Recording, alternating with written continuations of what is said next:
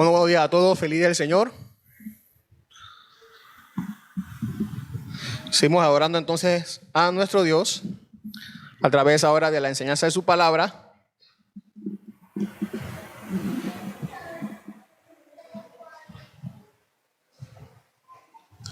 Y vamos a Hechos, capítulo 6. Hoy concluimos ese capítulo.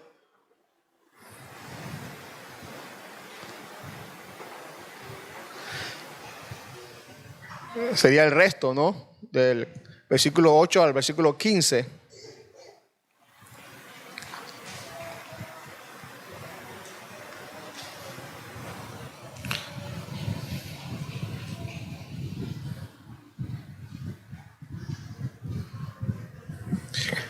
Hechos capítulo 6 del 8 al 15. Dice: Esteban, lleno de gracia y de poder, hacía grandes prodigios y señales entre el pueblo.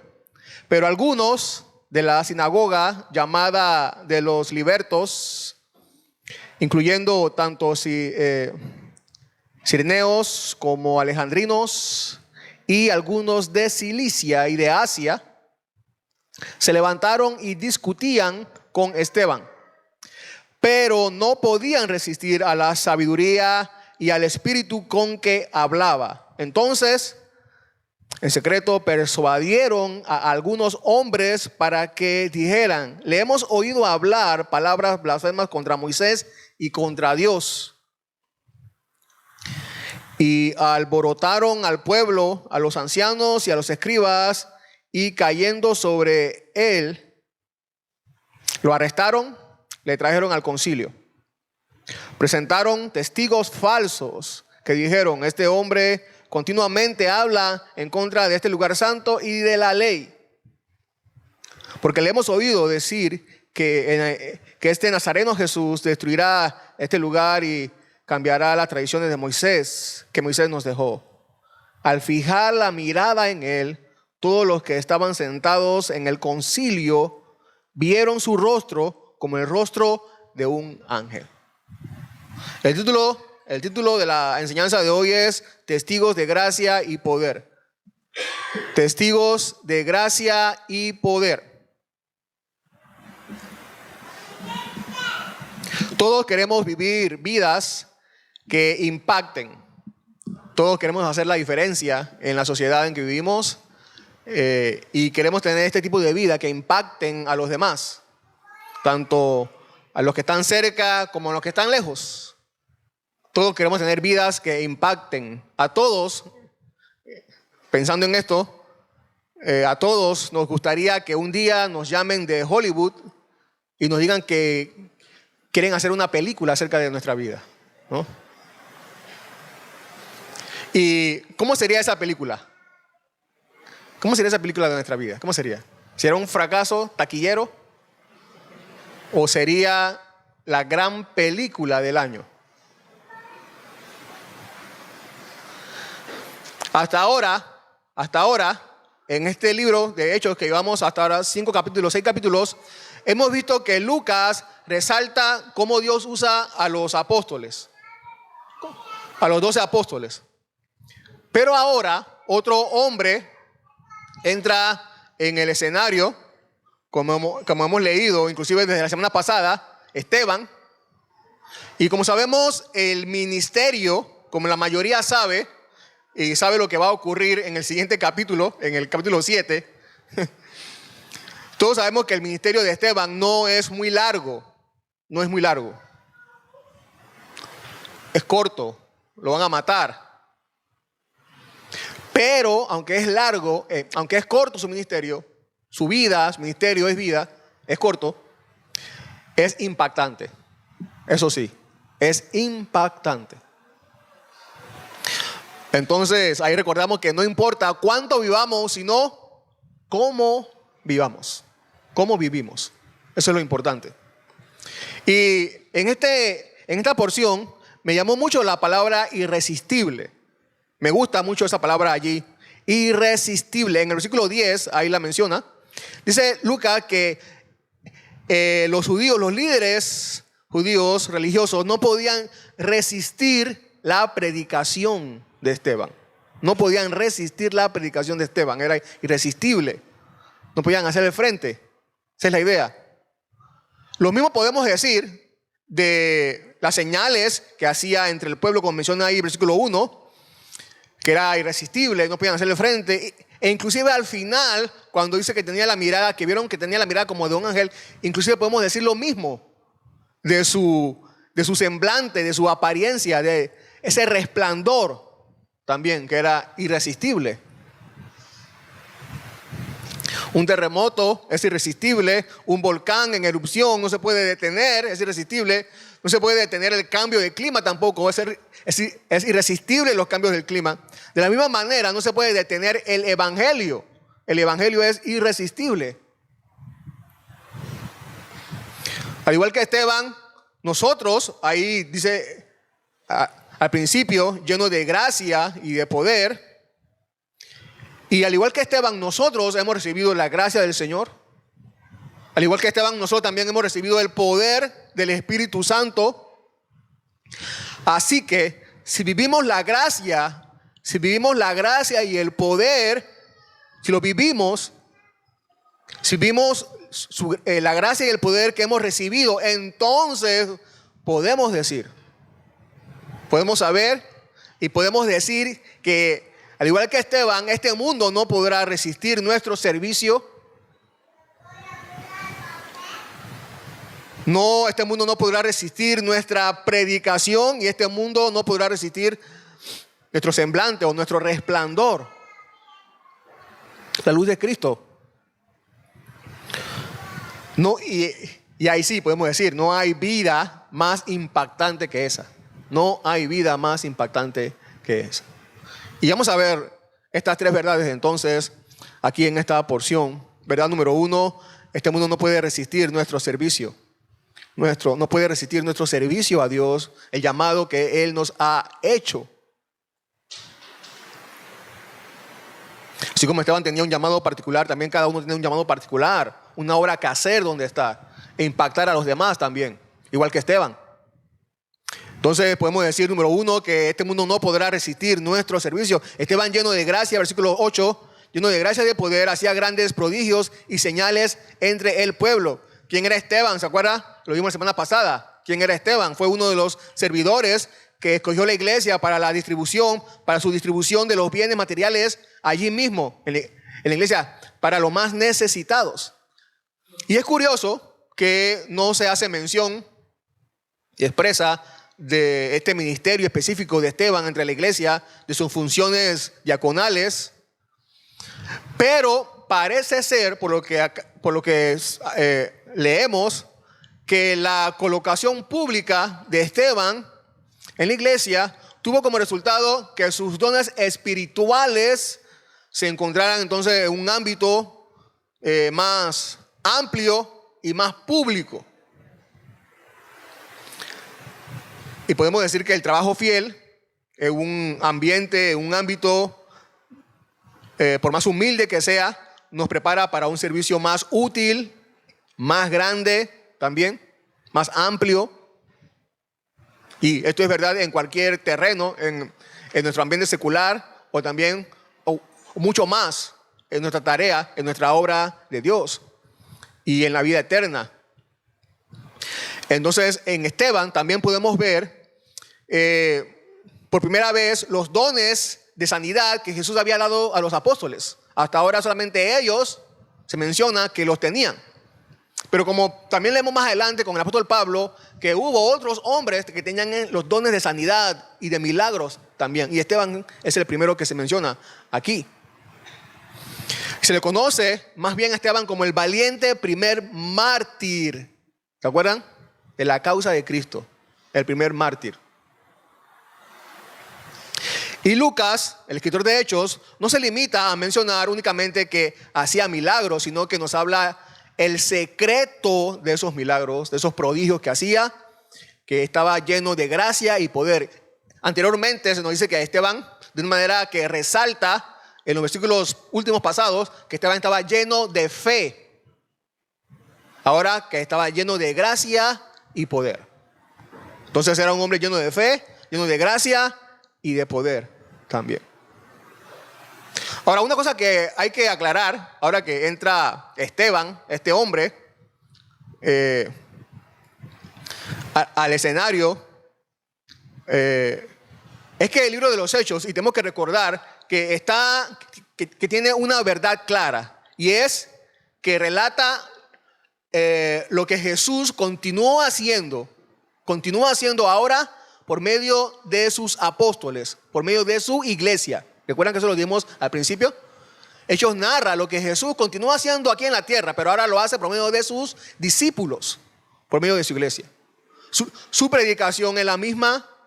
Los milagros que Jesús hacía eran los mismos que los primeros discípulos estaban haciendo. Jesús continúa haciendo su ministerio ahora a través de sus discípulos, a través de su iglesia. Y en los primeros 5 capítulos, esta verdad se ilustra en la actividad sobresaliente del apóstol Pedro. Pero poco a poco, a medida que vamos avanzando, como estamos viendo ahora en este capítulo 6, el apóstol Pedro va perdiendo esa distinción. En los capítulos 6 que acabamos de leer, el 7 es Esteban quien resalta en cómo se hace la obra de Cristo. Luego vamos a ver a Felipe. ¿Se acuerdan de Felipe? ¿Algo de Felipe se acuerdan? Vamos a ver a Felipe, cómo Dios usa a Felipe. Después vamos a ver ¿a quién? El resto de Hechos. Al apóstol Pablo. Cómo Dios usa al apóstol Pablo para seguir haciendo su obra entre los gentiles.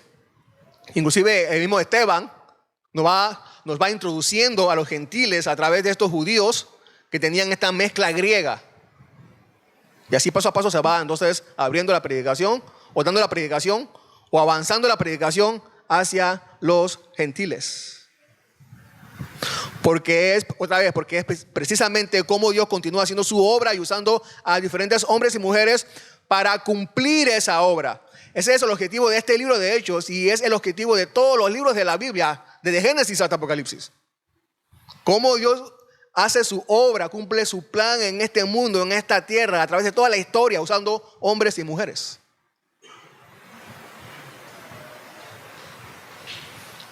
La gracia, dice que estaban llenos de gracia.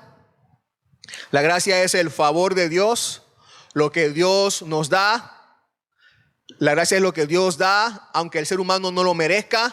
Y primeramente esto se experimenta sabiendo que Dios nos ha perdonado, que hemos experimentado su perdón y nos ha salvado y nos ha llamado, aún nosotros mereciendo lo contrario, sabiendo eso. Poseer la gracia de Dios también significa que uno cuenta con la presencia de Dios permanentemente, con la bendición de Dios también permanentemente. Eso es estar lleno de la gracia de Dios, pues tener su presencia permanente y poder gozar de su bendición, de su aprobación permanentemente también. ¿Pero para qué? ¿Para qué? ¿Para qué Dios nos da su gracia? Su bendición, su presencia con nosotros. ¿Para qué? Para que el mundo se dé cuenta que con Dios uno es feliz y uno puede cumplir todos los sueños que se realice, y que es divertido estar con Cristo. Para eso es la gracia de Dios. No.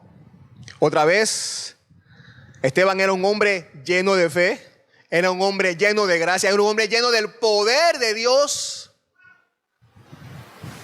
Pero lo mataron. No duró mucho con vida. ¿Y qué pasó entonces? ¿No dije que tenía el poder de Dios y la gracia de Dios con él?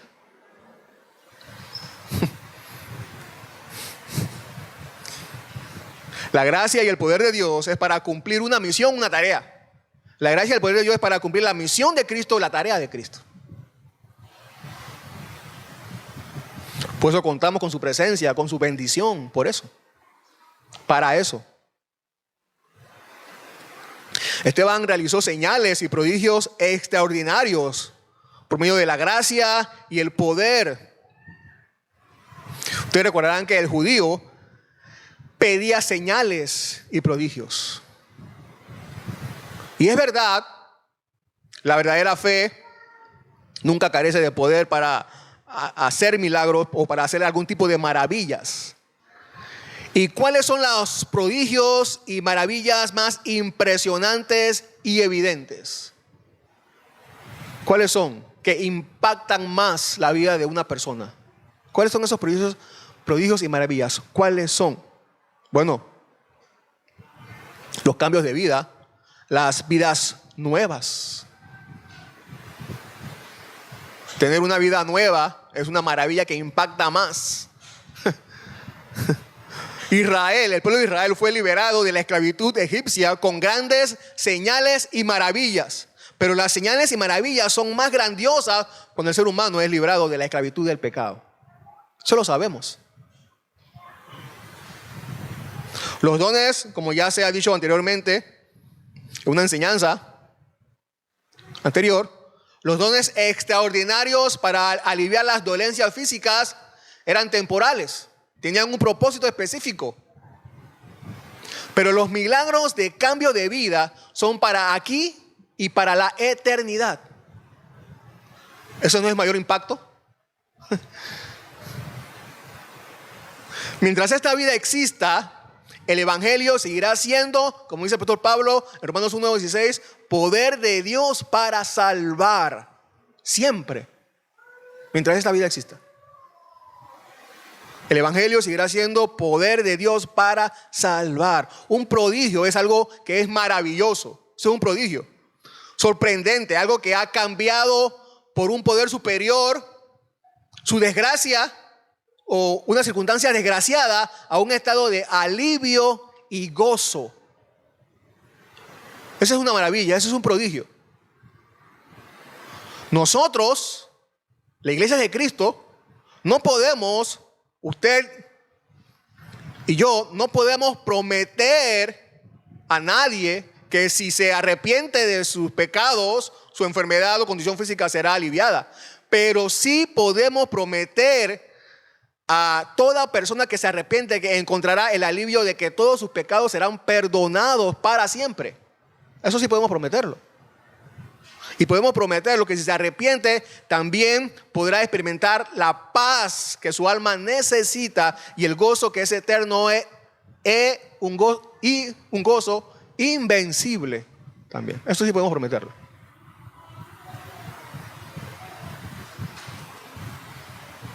Y nada que puedan conseguir las personas en este mundo les dará eso. Nada. Esta, hermanos y hermanas, esta es la gracia y el poder que hemos recibido, que hemos visto en nuestras propias vidas. Es esto lo que nosotros podemos dar porque lo hemos recibido, esta gracia, este poder de una vida nueva, lo hemos recibido para darlo también a los demás. Me gusta lo que dice un comentarista bíblico, se llama W. Aitken, dice así: se nos pide que aceptemos los dictados de la ciencia o las teorías de los filósofos, o lo que se supone, o lo que supone algún visionario entusiasta que nos pide que acomodemos nuestras convicciones a sus sueños. Pero volvemos a la pregunta: ¿dónde está el poder? Cuando miro alrededor a todos los diversos sustitutos del evangelio, busco una respuesta y busco en vano. ¿Dónde está el hombre que está listo para decirme cómo un hombre malo puede volverse bueno, cómo un hombre débil puede volverse fuerte? De todo esto me vuelvo a la cruz de Cristo. El poder de Dios en la redención se hace sentir desde la cruz y veo a los hombres salir como nuevas criaturas en Cristo Jesús, poseídos de nuevos deseos y de nuevos afectos, animados por un nuevo poder que da vida.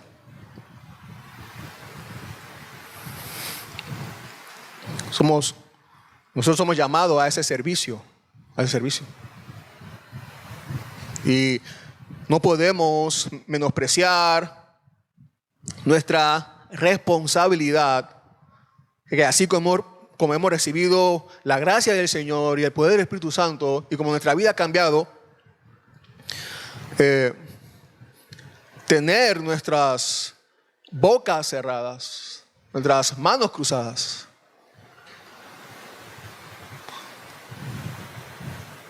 Tenemos que cumplir con nuestra misión, con la tarea de también llevar a otros también las maravillas del poder de Dios. Pero como dice el proverbio, no se tiran piedras, sino al árbol cargado de frutos, precisamente, de frutos. Versículo 9. Entonces, aquí vemos la segunda verdad. El mundo no puede resistir nuestra predicación. Pero algunos de la sinagoga llamada de los libertos, incluyendo tanto cireneos como alejandrinos y algunos de Sicilia, de Asia, se levantaron y discutían con Esteban. Los comentaristas bíblicos dicen que habían más o menos cerca de 480 sinagogas. Y varias de estas sinagogas precisamente pertenecían a judíos helenistas. ¿Se acuerdan que el domingo pasado vimos lo que significa eso? ¿No? Helenistas, judíos con la moda griega, ¿no? Judíos con la cultura griega.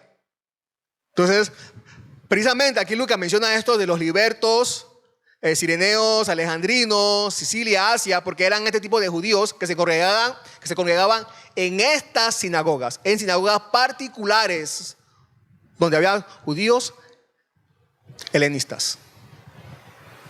¿Y quién era un judío helenista? Esteban.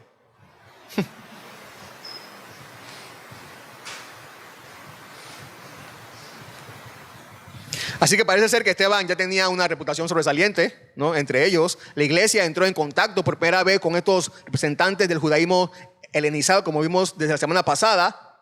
Pero, ¿por qué Esteban?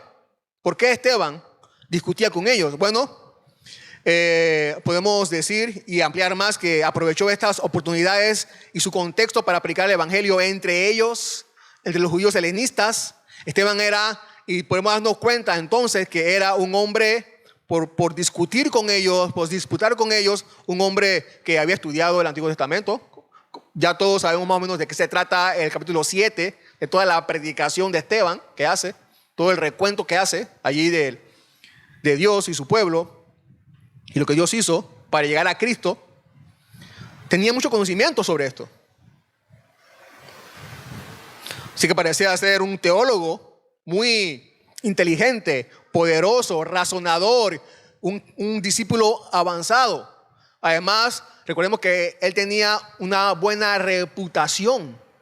Él fue precisamente escogido precisamente porque tenía una buena reputación dentro de la iglesia y fuera de la iglesia también. Entonces, ahora bien, los que eran estos líderes, maestros de la ley, de este tipo de sinagogas, viendo que el evangelio estaba creciendo y que los gobernantes, y que estos discípulos entonces estaban creciendo y temiendo cuáles podían ser las consecuencias de su religión judía, entonces celosos de esto, estaban seguros de que ellos podían contrarrestar a los discípulos de Cristo también con sus leyes y con sus propios argumentos, y derrotar al cristianismo también. Así que algunos piensan que Esteban había sido con ellos, educado entre ellos, y entonces por eso quizás los escogieron para tener este tipo de discusión.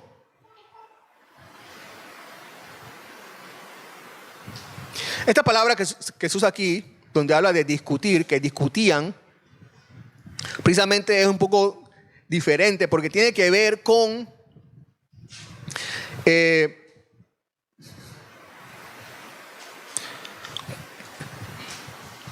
no era una disputa airada al principio, por lo menos, esa no es la intención de esta palabra, sino que se usa para hablar acerca de una investigación que se hace de manera imparcial y justa. Buscar examinar juntamente. Por eso se cree que ellos llamaron a Esteban para hablar, para discutir, para argumentar, como un debate. Esa es la idea, tener un debate entre ellos y Esteban, para dar sus argumentos, para ver quién tenía la razón. Esa es la idea de este versículo. o de lo que se quiere mencionar aquí, o de lo que Lucas quiere que entendamos aquí. Entonces, Esteban era un estudiante y predicaba muchos creen entonces que mediante la exposición y la controversia del debate. Tal vez ellos habían lanzado un llamado público a Esteban para que se enfrentara contra ellos en un debate. Esto era muy diferente a lo que hacían Pedro y los demás discípulos en la predicación en las calles y en el templo. Había esa diferencia.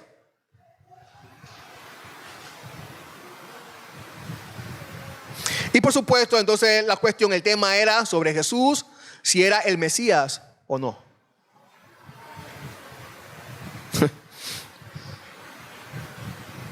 Así que Esteban se presentó al debate para predicar a Cristo también. Dice Charles Spurgeon, dice: la palabra de Dios es como un león enjaulado. Tú no tienes que defender a un león, solo tienes que soltarlo y él se defenderá solo. Entonces aquí está Esteban, ¿no? Debatiendo con estos hombres, argumentando con estos hombres acerca del Evangelio y acerca de Cristo. Y como la palabra del Señor se defiende sola, por eso dice el versículo 10, pero no podían resistir a la sabiduría y al espíritu con que hablaba Esteban. No podían resistir. Es decir, no eran capaces de responder a sus argumentos, no podían avergonzarlo, no podían derrotarlo. Como decimos nosotros, no pudieron hacer que Esteban se fuera con el rabo entre las patas. No pudieron hacer eso. Como ya sabemos, Esteban era un hombre que sobresalía en sabiduría. Y esta sabiduría implica un conocimiento de las Escrituras. No podían resistir la sabiduría, dice de Esteban, con que hablaba. Y esta sabiduría implica un conocimiento de las Escrituras. Para eso él estaba allí, en ese lugar. Salmo 119, 99, recordamos que dice el salmista: tengo más discernimiento que todos mis maestros, porque tus testimonios son mi meditación. Entiendo más que los ancianos, porque tus preceptos he guardado. Esa es una sabiduría de lo alto, que nadie puede refutar. Además tenía el espíritu, ahí dice también, sabiduría y espíritu. Algunos comentaristas bíblicos interpretan que cuando habla de espíritu se refiere al celo y a la energía con que Esteban hablaba. Pero otros, como nuestra traducción, creen que es el Espíritu Santo por el contexto, ¿no?, de que se está escogiendo a hombres que estén llenos del Espíritu Santo.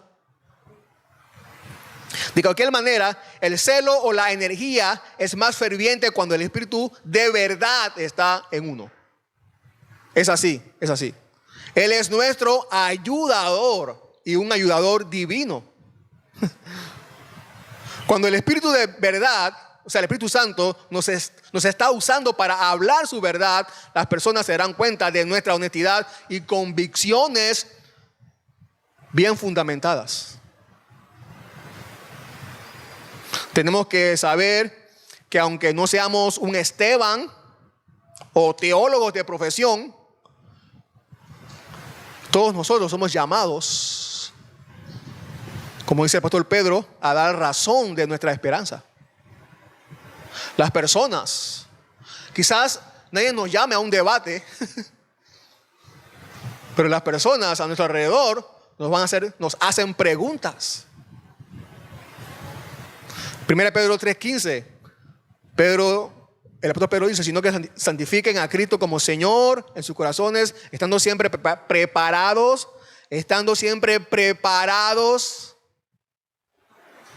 para presentar defensa ante todo lo que les demande razón de la esperanza que hay en ustedes. Por supuesto, háganlo con mansedumbre y reverencia. ¿Estamos preparados? No somos teólogos de profesión, todos, pero A todos se nos llama a estar preparados para defender, para argumentar, para dar razones de lo que creemos. Un comentarista llamado Antonio Cruz dice así: la defensa del evangelio no está reservada a un grupo selecto de eruditos educados que se pasan todas las horas el día estudiando. No, la defensa del evangelio es para todo cristiano. Tiene que comprometerse con esto. Para granjeros, para farmacéuticos, para predicadores, para mecánicos, para pintores, para bioquímicos, constructores de edificios, universitarios. Pero cristianos de todos los, de todas las clases. Cada cual puede defender su fe en su medio natural según su nivel de preparación. Dice, el muchacho que explica a su amigo en el colegio por qué insultar es malo. El oficinista que explica la importancia del bautismo a su colega microbiológico.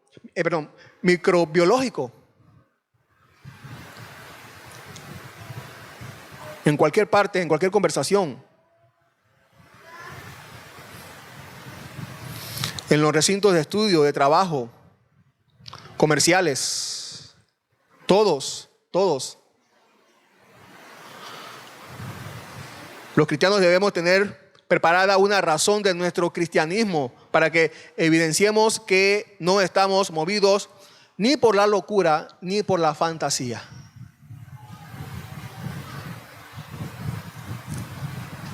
Así que, hermanos, hermanas, nuestro deber, el deber de todos nosotros, nuestra responsabilidad, somos llamados a procurar tener una buena información, una sólida información y razonable.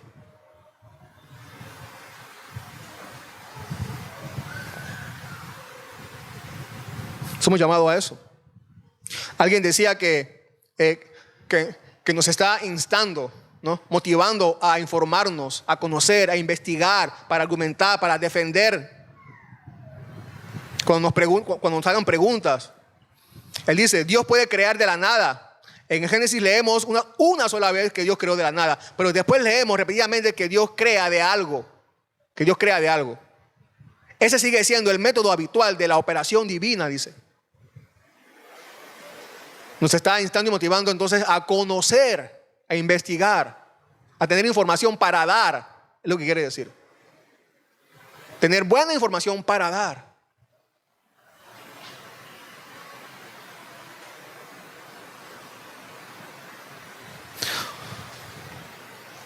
Uno de los documentos que podemos leer para tener mucha información sólida y buena precisamente es nuestra confesión de fe.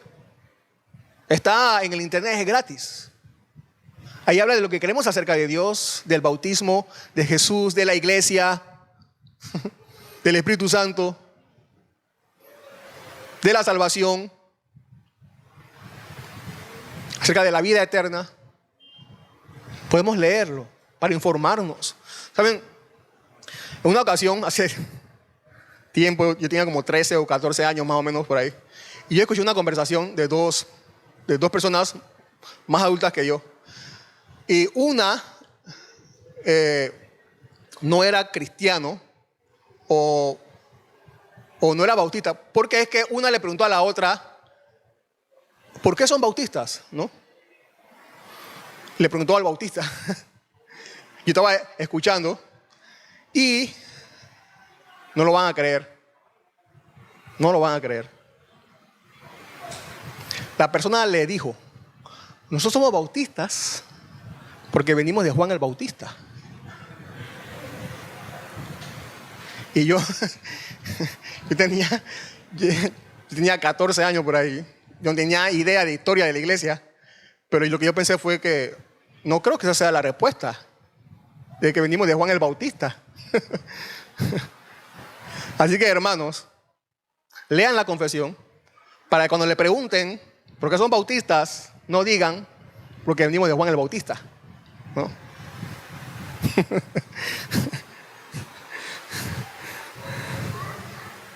No importa de qué lado del mundo estemos, ni de qué época, ni qué época sea, el verdadero cristianismo nunca ha tenido días fáciles. Alguien preguntaba, ¿de qué sirve la iglesia aquí en este mundo si Dios no nos da fe, celo y su espíritu poderoso para actuar, para hacer? Así que se necesitan cristianos, nosotros que despertemos, que mostremos sabiduría divina, fe y el poder del Espíritu Santo. Se necesita eso en nuestra comunidad. Fíjense, observe que Lucas tiene cuánto cuidado de no presentar simplemente a Esteban como un hacedor de milagros y ya. No, Esteban tenía todo el poder y ese poder nosotros lo deseamos y es bueno que lo deseemos. Pero Esteban despertó las pasiones airadas de las personas a su alrededor, de modo que se levantaron contra él. Y como sabemos, cayó como el primer mártir de la verdad. La gracia y el poder de Esteban, sin embargo, es justo lo que queremos manifestar nosotros también. Y somos llamados a manifestar a nuestro alrededor, en nuestra comunidad, en nuestro contexto. Queremos manifestar la gracia. Eso es lo que nosotros deseamos.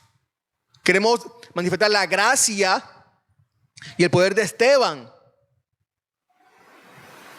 para atraer a hombres y despertar en ellos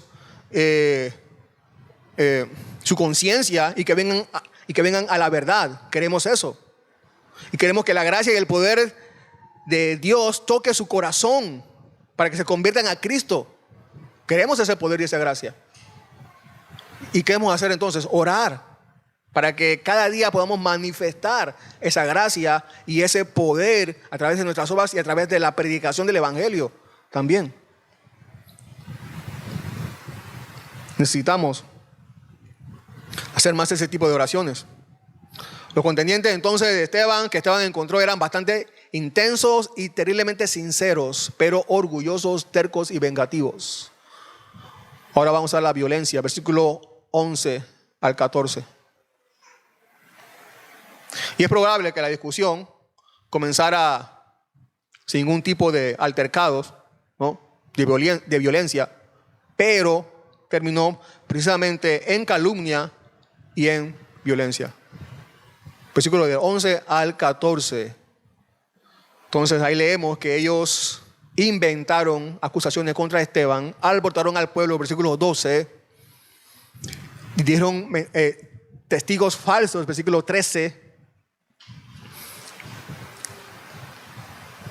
Esta acusación que ellos hacen de que Esteban blasfemó contra Moisés y contra el templo fue infundada, definitivamente malintencionada. Habían tergiversado todo lo que Esteban había dicho de manera maligna. Esteban probablemente había dicho que el nuevo pacto había sido inaugurado en Jesús, desplazando así el pacto hecho con Moisés. Eso debió enfurecerlos. También de que el templo de Dios es Jesús, como él mismo había dicho en una ocasión, ¿no? Y todos los que están ahora en Jesús son los verdaderos adoradores del Dios vivo. Pero ellos, de manera maligna, cambiaron el testimonio de Esteban, lo que había dicho.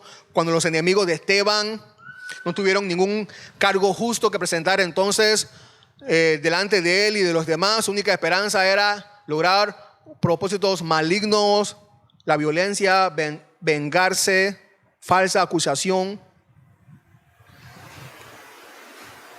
Esto lo único que demostró fue que ellos estaban más interesados en su posición religiosa que en querer que el pueblo se acercara más a Dios.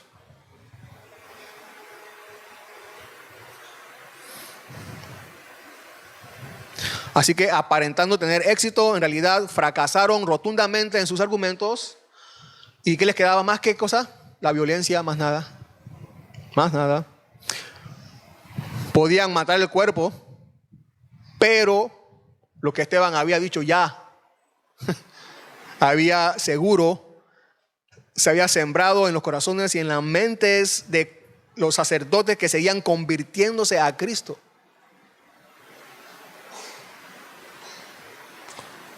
Solamente le quedaba matar el cuerpo, más nada. Así que dejemos que los perseguidores hagan su débil e insensato trabajo, ¿no? Pues como dijo un sabio, si es de Dios, nada podrá destruirlo. Nada podrá destruirlo. Hermanos, Dios nos libra a nosotros de caer en esta actitud de venganza. No somos llamados a eso. Inclusive nosotros, que sabemos que tenemos la verdad, de actuar de esta manera de vengarnos con aquellos que no creen como nosotros. Nos basta solamente orar por las personas.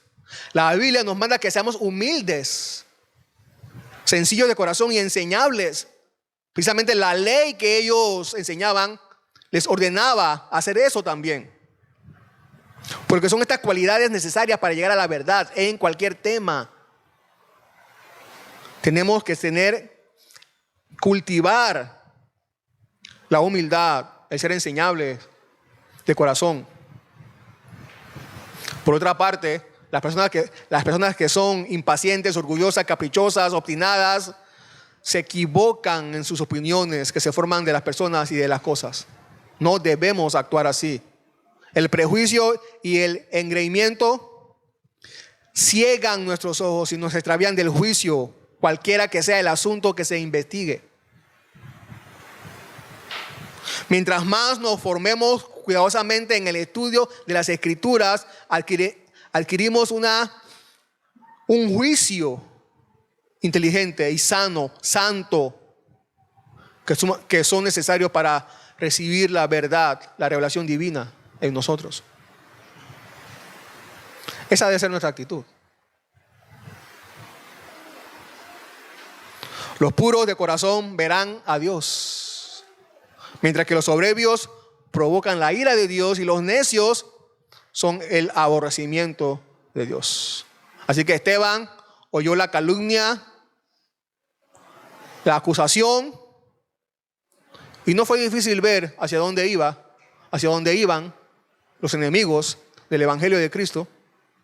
Estos hombres que habían ya hecho su juicio de manera terca, orgullosa, ciegos, pero en aquel momento desconcertante, Esteban conservó la más perfecta serenidad de espíritu. Versículo 15. Y al fijar la mirada en él, todos los que estaban sentados en el concilio vieron su rostro como el rostro de un ángel. Otras traducciones dicen, vieron su rostro como el de un ángel de Dios. Así que cuando se formuló la acusación, todos los miembros del tribunal se volvieron para ver qué aspecto tendría Esteban, el discípulo de ese llamado Jesús, y quedaron sorprendidos, y ahora ellos eran los desconcertados.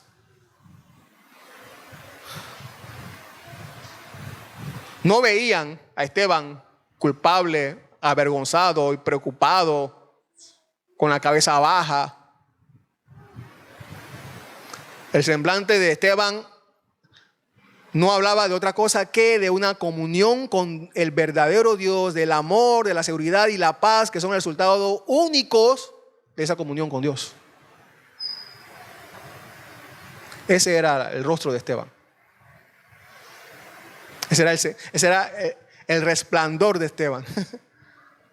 La luz de su rostro.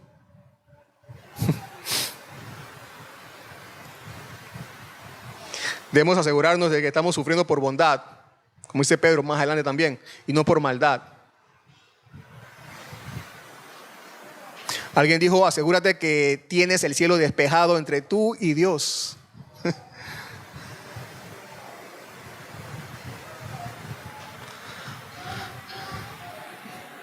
Porque así como la luz del sol desarrolla y perfecciona las bellezas ocultas de la naturaleza y los frutos de la tierra, así también la luz del favor de Dios que se posa sobre las almas de las personas hace surgir las virtudes de la comunión con Cristo. Este resplandor sobrenatural marcado en el semblante de Esteban debe hacernos recordar a nosotros día a día de la transfiguración celestial que debe permanecer diariamente en nuestros rostros. El Evangelio, las buenas noticias de Dios, es lo que debe hacer que nuestros rostros parezcan resplandecer. Este semblante, como de un ángel de Dios, no es exclusivo de Esteban. Nada puede hacer que un rostro tenga la apariencia de un ángel de Dios más que el Evangelio de Dios. Y usted y yo hemos creído el mismo Evangelio de Esteban. En 2 Corintios 3, 18, el apóstol Pablo dice: pero todos nosotros, como el rostro descubierto, contemplando como un espejo la gloria del Señor. Dice, como si nosotros fuéramos espejos del Señor. Es la idea. Estamos siendo transformados en la misma imagen de gloria en gloria, como por el Señor. Todos los cristianos llevamos una medida de esta transformación, de este milagro, de este resplandor. Todos.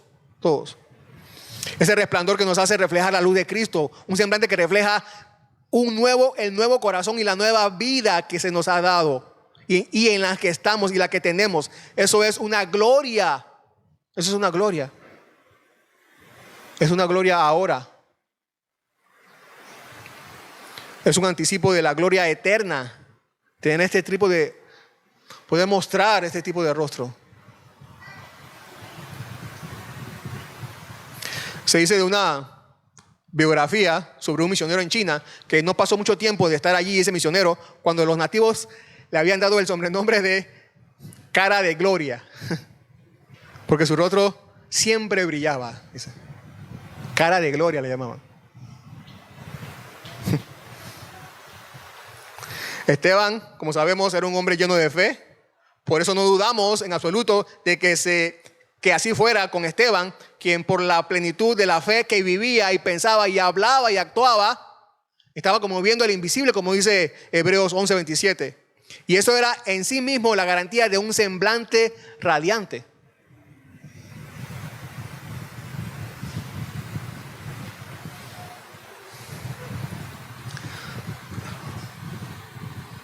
También leí que alguien cuenta que un hombre indigente un día se refirió a un señor llamado Penfader como el Señor con el cielo en la cara. Ese es el Señor con el cielo en la cara.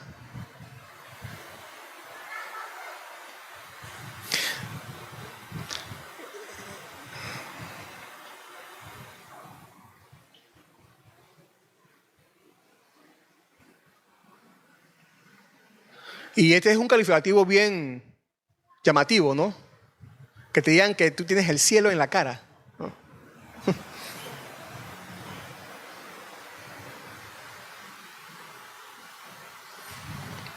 Bueno, y no sé ustedes, pero yo creo que tengo que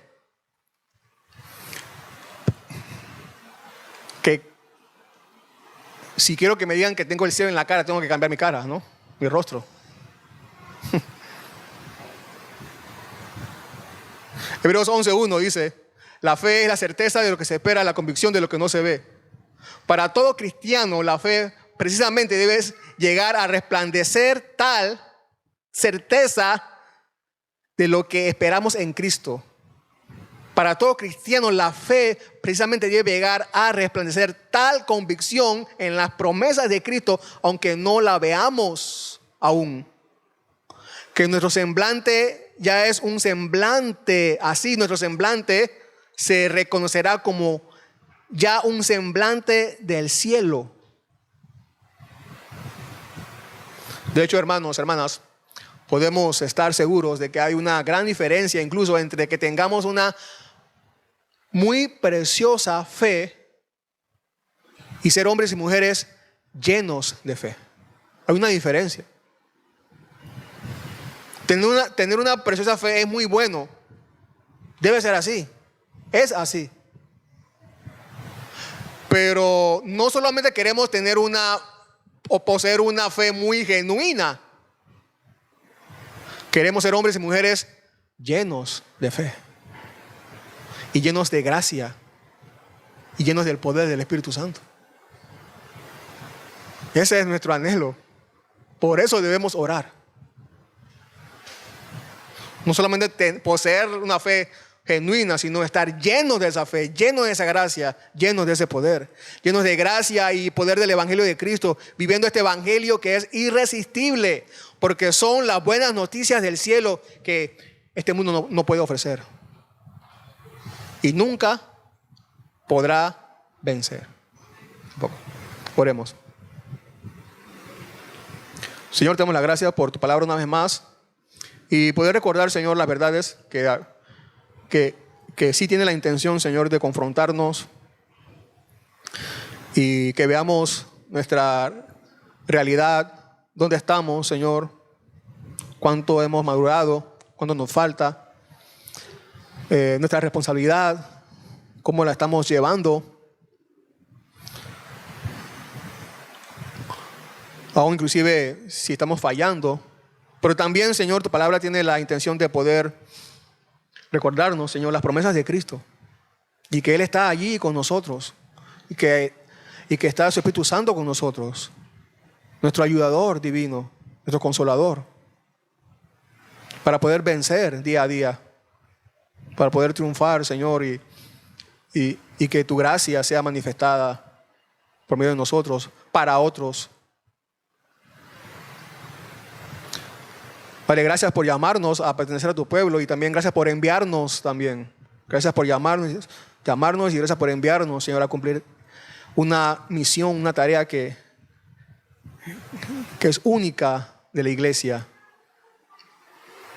Gracias, Padre, por esto y que tu gracia nos siga sosteniendo, Señor, a amarte cada día más y también amar a nuestro prójimo de tal manera que podamos llevar a ellos esta verdad, esta nueva vida por medio de nuestras palabras y que tu evangelio cambie la vida de estas personas, de vidas frustrantes a vidas maravillosas. Úsanos, Señor, como instrumentos, como usaste a los apóstoles, como usaste a Esteban y también a los que vienen. Úsanos también hoy a nosotros, Señor. Ese es nuestro anhelo. Oramos, Señor, para que podamos salir de aquí, Señor, llenos de gracia, llenos de fe, llenos de tu Espíritu Santo, para hacer la obra que tú nos has enviado a hacer. Ayúdanos, Señor. En el nombre de Jesús. Amén.